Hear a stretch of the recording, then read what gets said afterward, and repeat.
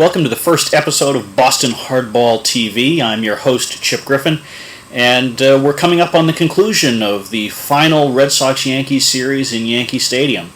It'll be a matinee performance at 1 o'clock today. Should be pretty exciting. Jon Lester versus Mike Mussina, so arguably the two current aces of both staffs will be going. So it'll be interesting to see if Jon Lester bounces back from his poor performance the last time out. And, of course, the Yankees have lost the first two in this series. All of their hope of a sweep is gone, and frankly, their hopes of the playoffs are rapidly diminishing. So, a lot of pressure on the Yankees today to at least salvage one game out of this series, and, of course, it would be great if the Red Sox could sweep in their final appearance in Yankee Stadium.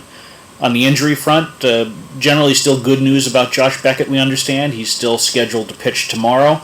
There are still some concerns about him, and they're keeping an eye on his progress to make sure that they don't do anything to further his elbow problem that he apparently has, but we're looking forward to that. Sean Casey, news not so good. His neck stiffened up again after he took some swings during batting practice on Tuesday at Yankee Stadium, so we'll have to see where that goes. He may or may not be back in the lineup soon. He may actually be headed to the disabled list, although of course the rosters expand in just a couple of days here, so it's possible that the Red Sox would just try to make it through those few days without him. They've of course just traded for Mark Kotsay in exchange for a Lowell Spinners outfielder. Not a huge trade there, but Kotsay should add some additional depth, especially with the injury to J.D. Drew.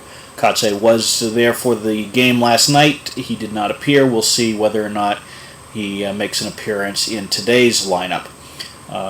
It probably means a little bit less time for Coco Crisp in the outfield, although it could also mean some reduced playing time for Jacoby Ellsbury, who has continued to struggle this year and really hasn't had the breakout season that many would have liked to have seen. He certainly started off strong. He had good on-base percentage, good batting average, and of course a lot of stolen bases, but all of those have tailed off really since June or so. So, in any event, we're looking forward to this last game of the Yankees series, and I'll be back with you soon.